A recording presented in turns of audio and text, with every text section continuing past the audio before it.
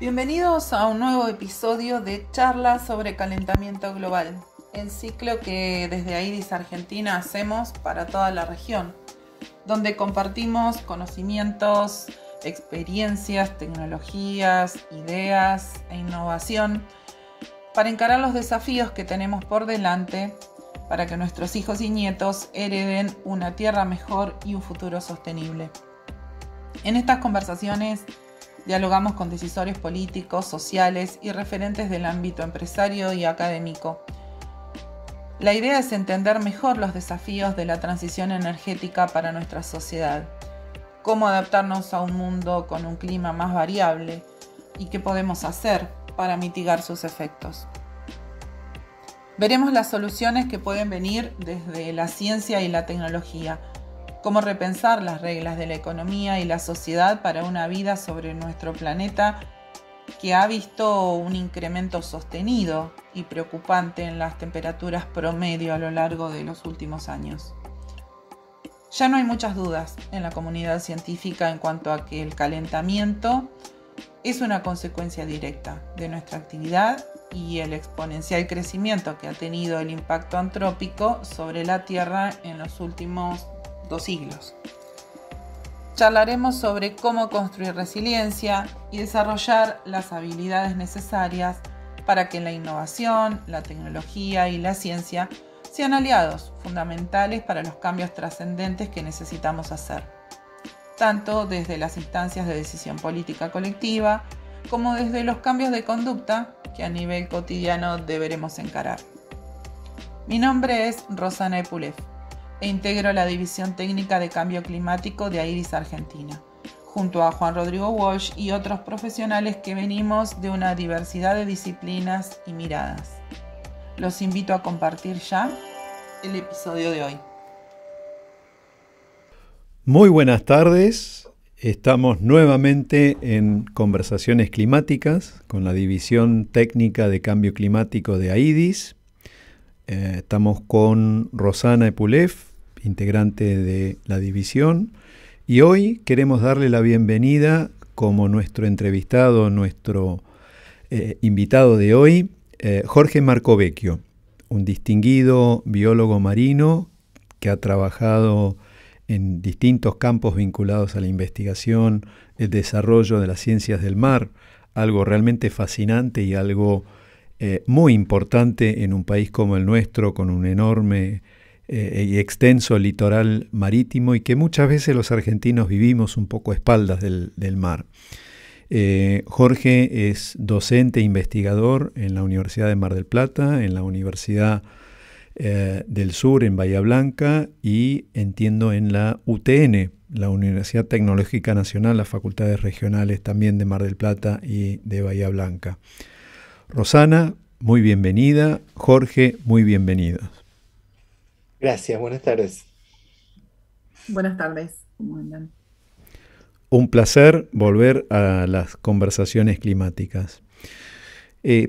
Tenemos frente a nosotros en las próximas semanas el encuentro de Glasgow, la COP26, donde se reúne la comunidad global para debatir y para avanzar en la agenda del calentamiento global y cómo adoptar medidas en esto que está en agenda hoy en todo el mundo, que es la transición energética, el camino hacia la carbono neutralidad en el año 2050.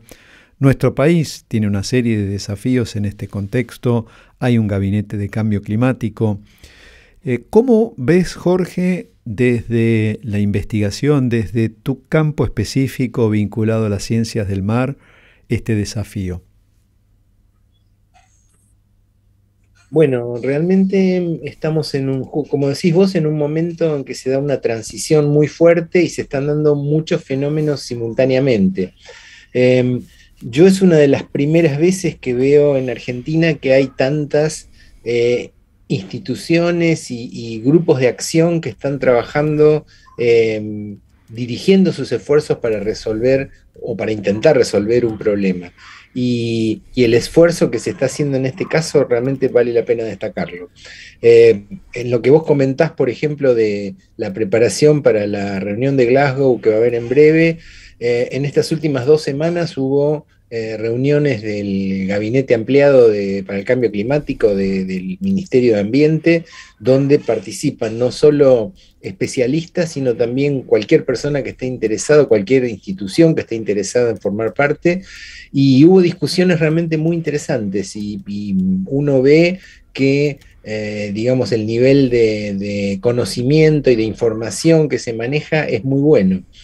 Desde el área específica en la que yo me desempeño, que es el área de investigación sobre las ciencias marinas y particularmente sobre la oceanografía, se está haciendo un trabajo muy, muy fuerte, muy intenso, y de la misma manera son muchas las instituciones que están participando. Y esto es una ventaja importante porque cuando uno tiene que hacer las cosas solo o con poca gente, todo se complica mucho. En cambio, hoy afortunadamente hay mucha gente y por supuesto mucha gente joven trabajando en este tema, y eso es, a mi criterio, súper valioso. Qué importante.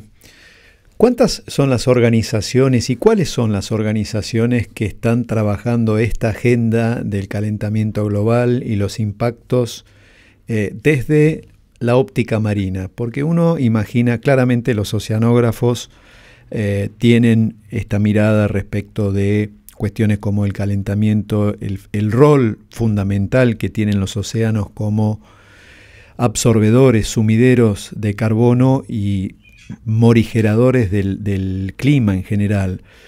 Pero ¿cuántas organizaciones, qué trabajo se está haciendo en la investigación, en el monitoreo, en el seguimiento de base y particularmente en nuestro país? Porque uno escucha mucho hablar del NOAA en Estados Unidos o la EPA o otras organizaciones. ¿Qué se está haciendo en nuestro país? ¿Cuáles son las organizaciones con una actividad fuerte en este campo? Bueno, para el área particular de ciencias marinas y de oceanografía particularmente, hay un conjunto de instituciones muy grande. Yo te podría decir toda la cadena de institutos de CONICET dedicados a las ciencias del mar, que incluye los institutos que están en Buenos Aires, Mar del Plata, Bahía Blanca, San Antonio Este, Puerto Madryn, Comodoro, Río Gallegos, Ushuaia, y todas las universidades nacionales, además, que están asociadas a esos institutos. Eso ya te está mostrando un núcleo de por lo menos 15 o 20 instituciones trabajando juntas, que son una cosa prácticamente inédita. Para el caso particular de Argentina hay un nucleador de todo esto hoy, que es la iniciativa Pampa Azul. La iniciativa Pampa Azul es un programa de abordaje del océano, porque no se limita a ser un programa de investigación, es un programa de abordaje del océano que tiende a que la población argentina ponga en valor sus conceptos y su apropiación del océano, digamos, que pase a sentirlo como un objeto propio, que esto es lo que hace falta que hagamos. Pampa Azul es una iniciativa que se inició en el 2010, creada por el Poder Ejecutivo, en la cual participan 9 ministerios del Poder Ejecutivo Nacional con todas sus instituciones asociadas. Esto muestra el tamaño que tiene el emprendimiento. Y por otro lado, es una de las instituciones uno de los emprendimientos, digamos, que ha permitido que se genere la Ley Nacional de Financiamiento de la Investigación Oceánica, que es una de las cosas más importantes que se han logrado y que recientemente ha sido sancionada y aprobada. Esto es una cosa realmente importante porque este tipo de iniciativas, digamos, de una acción tan amplia, tan abierta y tan profunda, no existen en muchos países. Argentina, en ese sentido, en Latinoamérica es absolutamente pionera. El programa funcionó desde el 2010 hasta el 2014-15 aproximadamente, a buen nivel, en la etapa fundacional, digamos.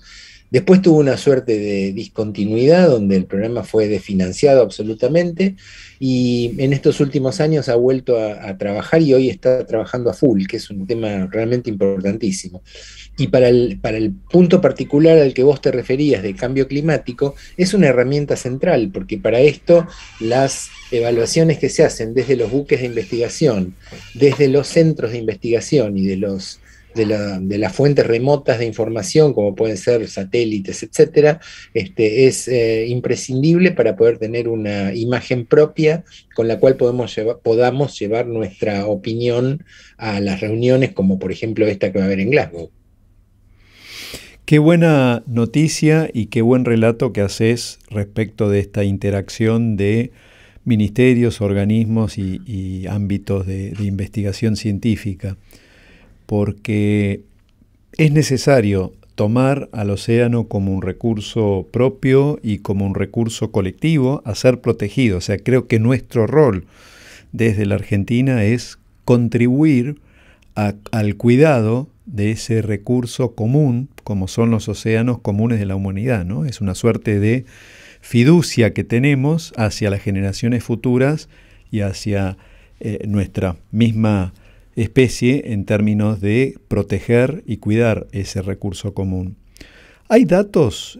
¿Ustedes tienen la experiencia de datos así de constatar la elevación de la temperatura de los mares en los estudios que han llevado a cabo en los últimos tiempos?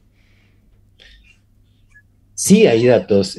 Lo que pasa es que hay que tener claro que la elevación que se produce, el incremento de temperatura que se produce en los océanos es muy pequeño y la inercia de crecimiento es muy lenta, afortunadamente. Pero cuando uno compara los datos, por ejemplo, de principios del siglo XX con los datos de principios del siglo XXI, hay lugares en el mar argentino donde la temperatura ha subido en el orden, por ejemplo, de 0,2 grados centígrados. Esto parece insignificante hablándolo, pero cuando uno lo pone en un término global es un número importante. Y además es muy importante aclarar que el mar argentino es una de las áreas donde no se ha manifestado de manera significativa el aumento de la temperatura, como sí se ha manifestado en otras zonas, por ejemplo, porque no te olvides que el motor que mueve el mar argentino es la corriente de Malvinas, que es un brazo que viene de la circumpolar antártica, que es una corriente fría. Por lo tanto, la capacidad que tiene para amortiguar ese cambio de temperatura es gigantesco.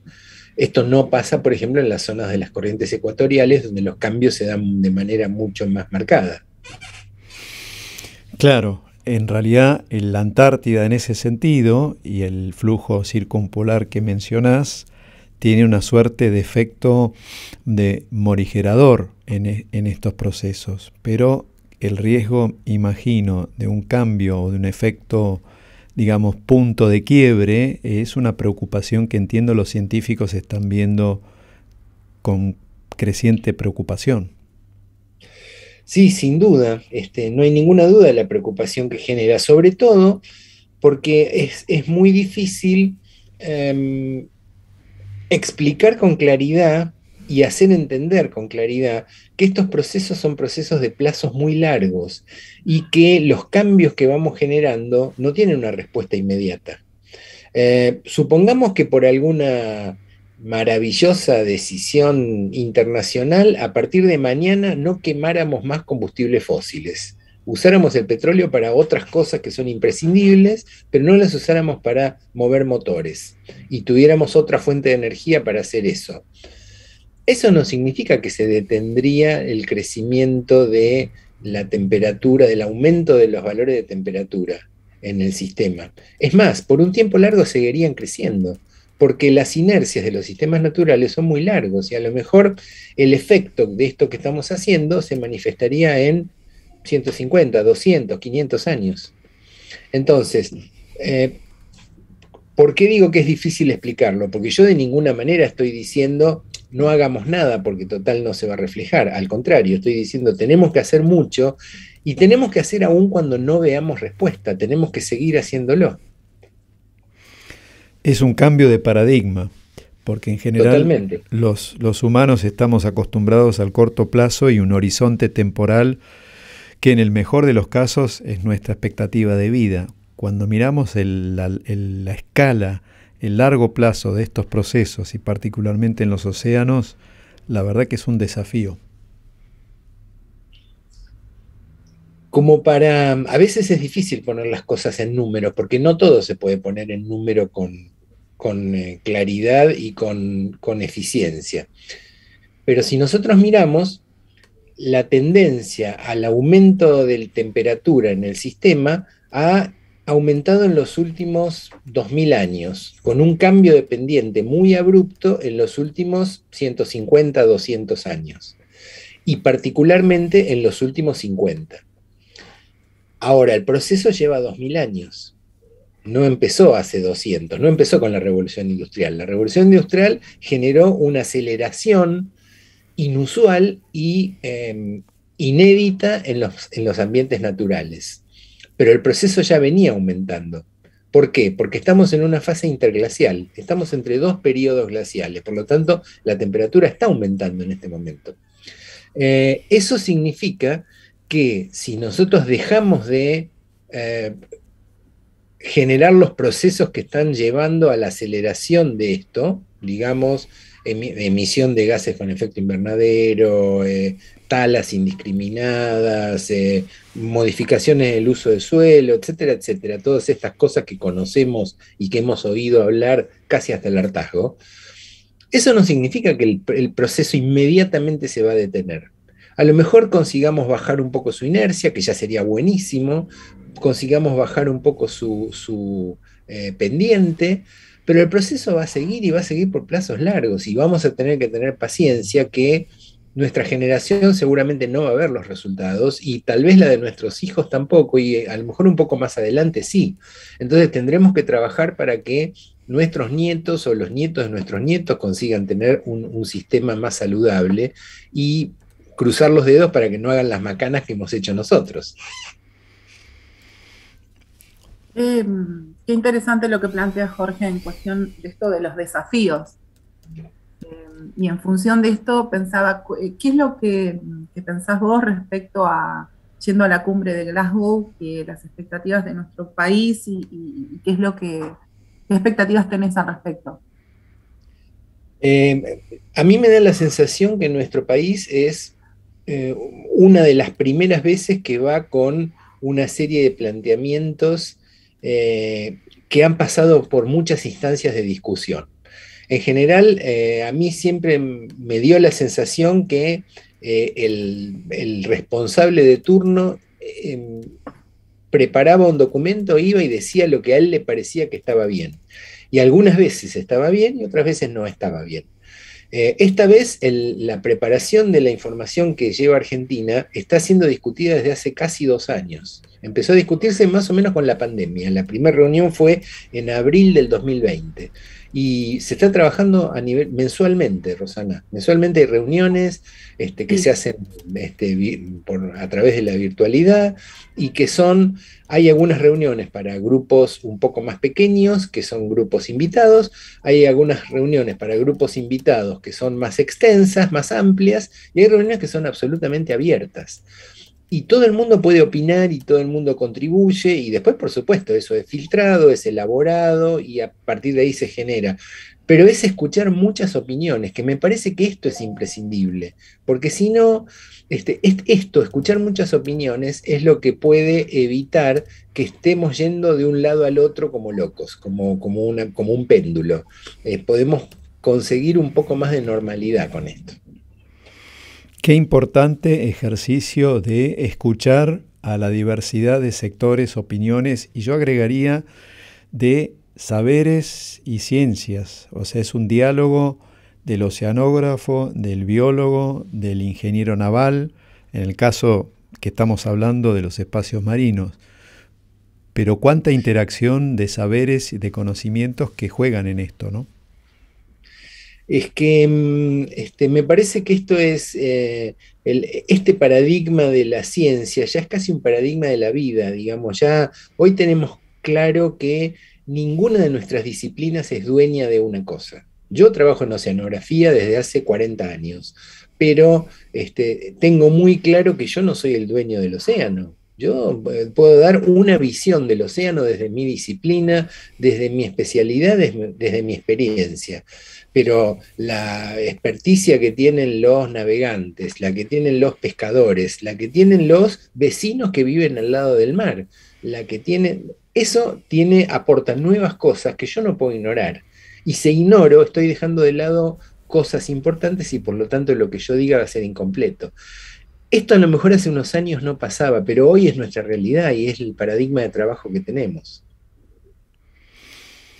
Mencionaste la pesca y la importancia de los pescadores, y en tiempos que estamos viviendo en donde hay, digamos, una preocupación, yo diría creciente respecto de la pesca ilegal o la pesca no declarada, los términos que tiene, ¿qué conciencia hay entre la comunidad de pescadores, tanto artesanales como comerciales o a gran escala, respecto de los riesgos de el calentamiento global para el recurso biológico? Yo sé que hay discusiones muy importantes mencionábamos antes, en lugares como Australia, Japón, en donde los datos, los monitoreos están revelando un cambio de pH en algunas partes del océano con implicancias para la vida marina. ¿Qué están tomando en este contexto?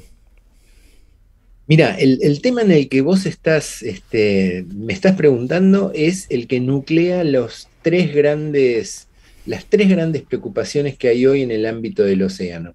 En la última reunión del S20 que estuvo ligada a las presiones sobre los océanos, se identificaron tres aspectos como los más críticos que tienen los océanos, el océano global hoy en el mundo, y que son justamente el cambio climático, del que estamos hablando desde hace un rato, la contaminación, particularmente la contaminación por microplásticos, y la sobrepesca. Y la sobrepesca es probablemente uno de los efectos más críticos que hay sobre el océano global hoy. Cuando vos me decís qué grado de preocupación sobre estos temas tienen los actores involucrados en la pesca, yo tengo que decirte que hay universos distintos ahí. Los pescadores artesanales y los pescadores de pequeña escala son gente preocupadísima por estos temas y que siempre está preguntando y que siempre está interesada en el tema y que escuchan lo que sugerís y que son muy inteligentes para aplicar lo que vos les podés llegar a comentar o a proponer. En general, en todo el mundo, el fenómeno de la pesca industrial es una cosa distinta. La pesca industrial es uno de los problemas más críticos que tiene el océano, por la forma en que se arrasan las poblaciones, que se rompen los hábitats, que se contamina, que se generan un montón de efectos súper críticos, que se achican las poblaciones, sin ninguna duda. Entonces, esos dos universos es necesario separarlos porque sus respuestas son distintas. El universo de los pescadores artesanales y de los pescadores de pequeña escala, digamos, es muy abierto a recibir la información de otras áreas. Del lado industrial no estoy tan seguro que sea así. Cuánta complejidad en estas cuestiones y cuántas implicancias, ¿no?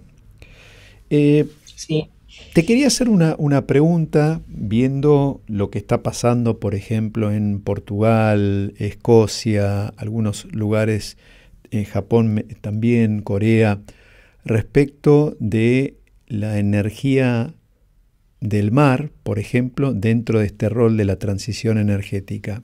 Por ejemplo, mareomotriz, energía mareomotriz, undimotriz, o lo que está cobrando mucha fuerza, entiendo que es muy lejos de las posibilidades financieras y quizás no sea prioritario para nuestro país ahora, pero lo que son los parques eólicos en el mar, donde hay otro tipo de regularidad de los vientos y otro tipo de estabilidad. ¿Esto está en el programa de investigación de Pampa Azul o está, digamos, en un segundo plano por ahora?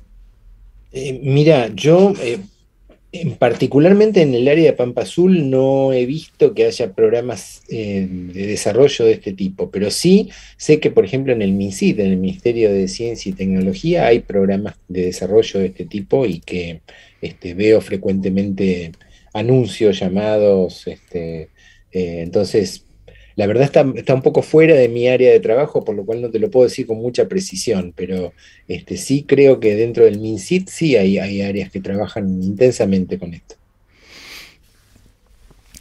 Me imagino que es importante tener, en este caso, una interacción fluida y un diálogo, por ejemplo, con las fuerzas de seguridad. Entiendo que la prefectura, la Armada, tienen un rol de apoyo y un rol bastante protagónico en esto. ¿Es tan así dentro del programa?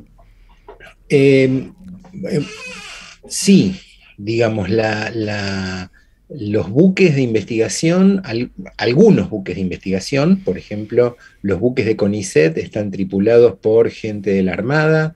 La prefectura tiene un buque de investigación que es el motovelero Jusey. Pero, por ejemplo, los buques del INIDEP o algunos buques de investigación de las provincias tienen tripulaciones propias, civiles, digamos.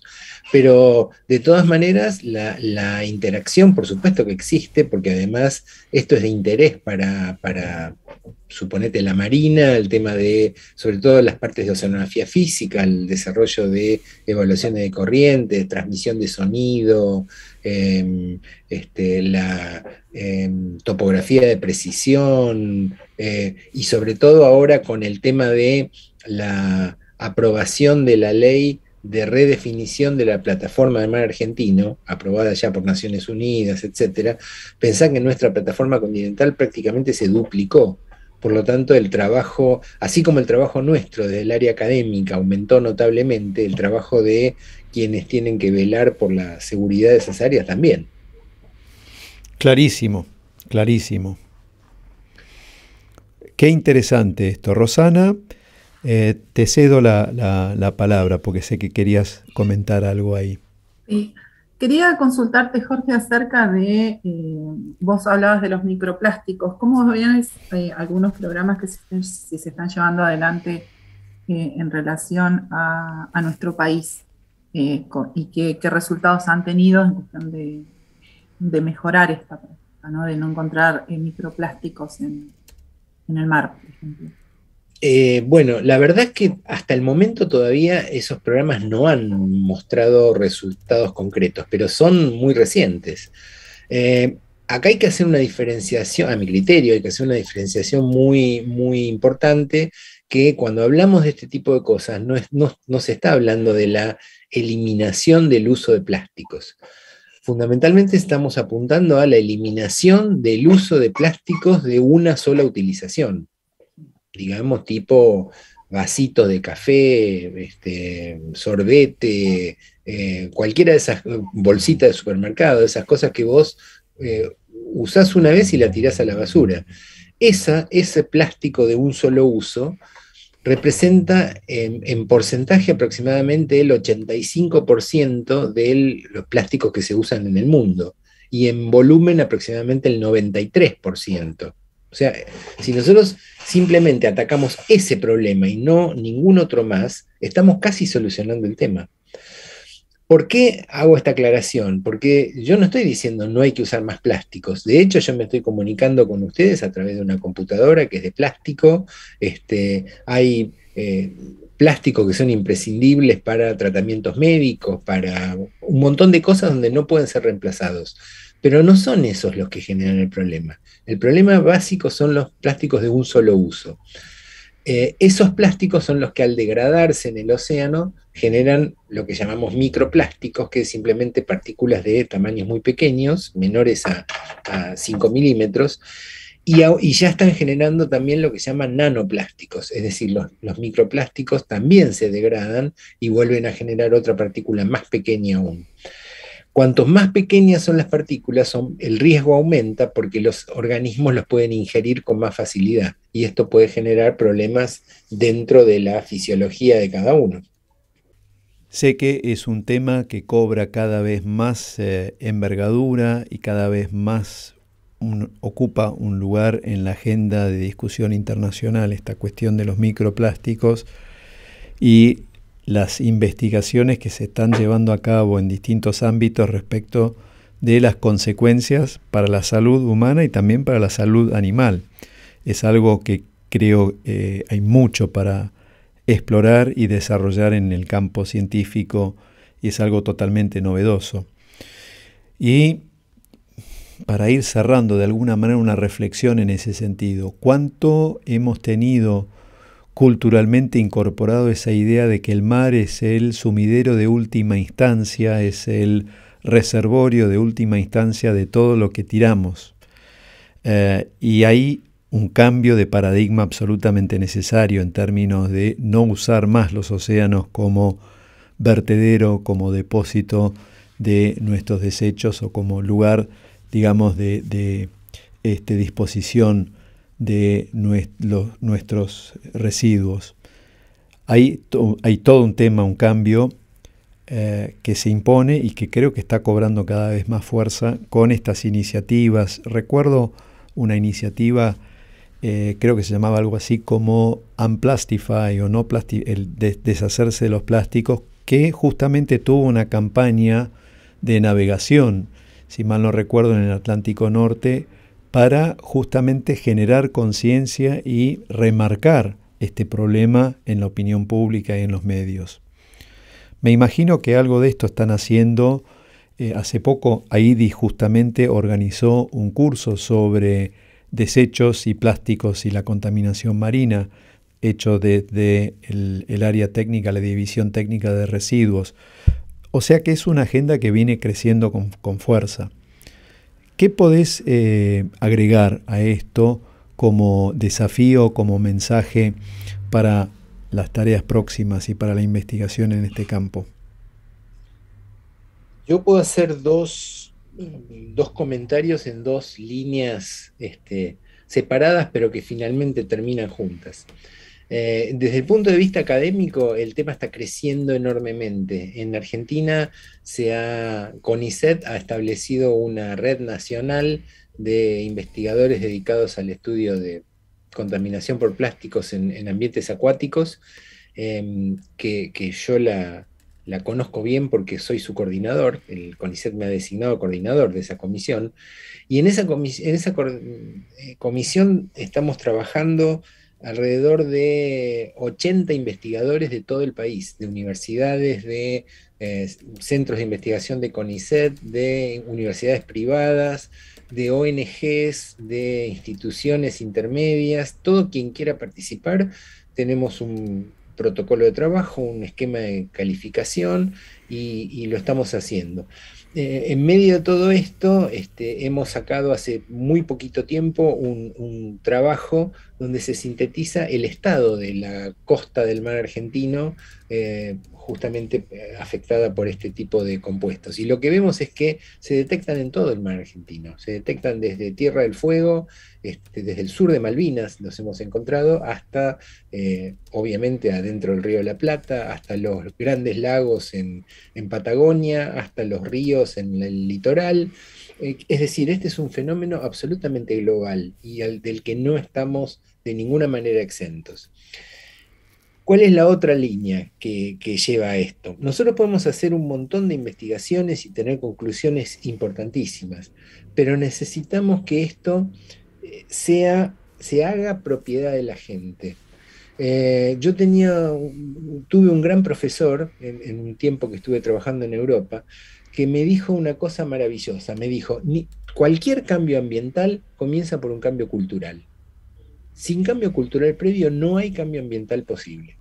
Entonces, queremos solucionar el tema de los plásticos, queremos dejar de usar el océano como vertedero. Lo primero que tenemos que hacer es convencer a la gente que tirar la basura al mar es lo mismo que tirarla al living de su casa, no hay diferencia. Cuando consigamos eso, se va a solucionar el problema, porque la única manera de hacerlo va a ser cuando en el momento que alguien vaya a tirar una bolsa, un filtro de un cigarrillo o lo que sea al agua, alguien al lado le dijo, no lo haga, no lo haga porque ese es mi mar, no me lo ensucie. Cuando consigamos eso, el problema va a estar resuelto. Es una batalla cultural, claramente. Sí, sí, sí. Para ir cerrando, Eh, Rosana, sí. te Y dejo alguna reflexión, pero a mí me gustaría mm, saber qué expectativas tiene la comunidad científica y particularmente con la que te moves respecto de esta conferencia en Glasgow y lo que se vendrá en el año, en los años siguientes. Em, yo he aprendido con los años a ser muy prudente con la carga de expectativas que tengo con este tipo de reuniones. La reunión tiene un diseño excelente y un planteo de objetivos excelente. El tema es que todo lo que se resuelve ahí, luego hay que insertarlo en el poder político para que lo lleve adelante. Y todos sabemos que no en nuestro país, en todo el mundo, eso es mover un paquidermo.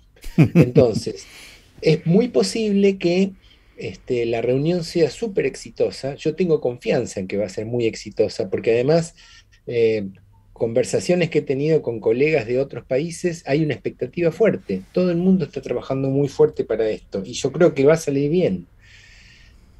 Pero no quiero decirle a nadie, quédense tranquilos que después de la reunión de Glasgow esto va a cambiar, porque eso es muy distinto. Acuérdense lo que nos pasó con el protocolo de París, acuérdense lo que pasó con el tratado del convenio de Kioto.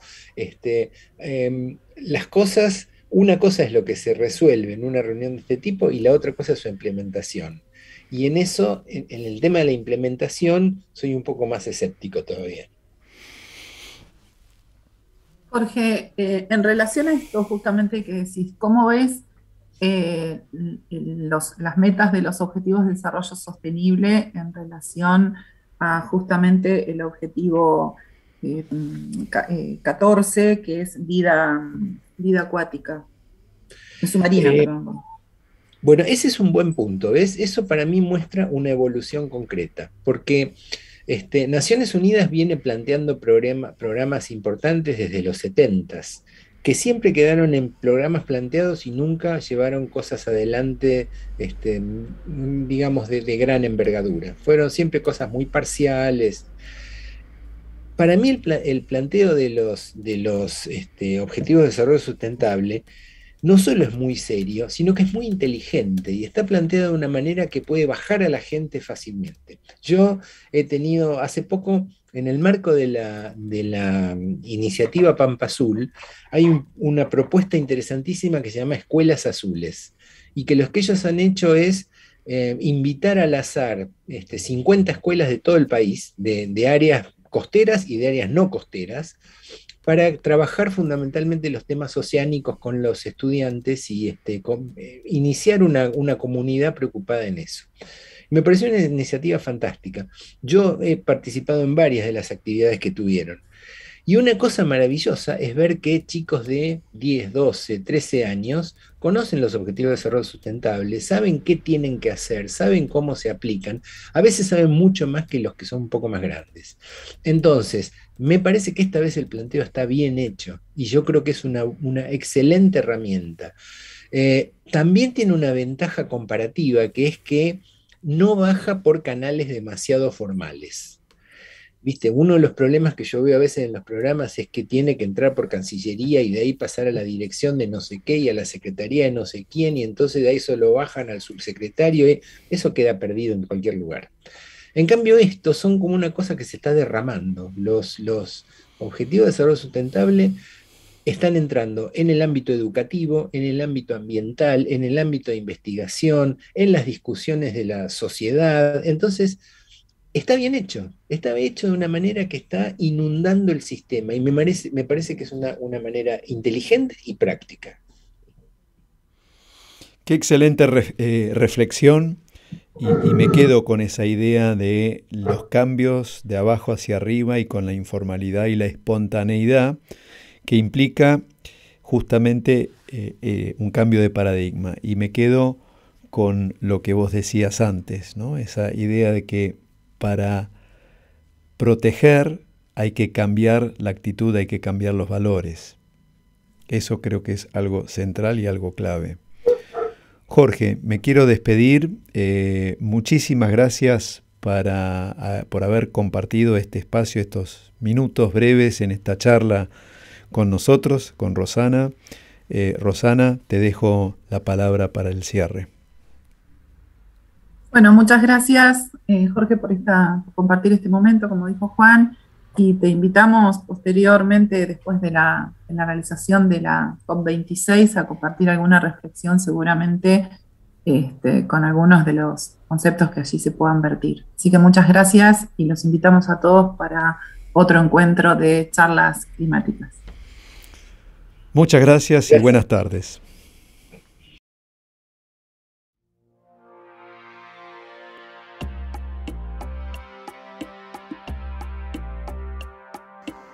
Muchas gracias por participar en este episodio de charlas sobre calentamiento global. Los esperamos en los próximos eventos. Nos pueden seguir en nuestras redes, Facebook, Instagram, Twitter y LinkedIn para conocer el trabajo que realizamos. Y también los invitamos a suscribirse a nuestro canal de YouTube, IDIS Argentina.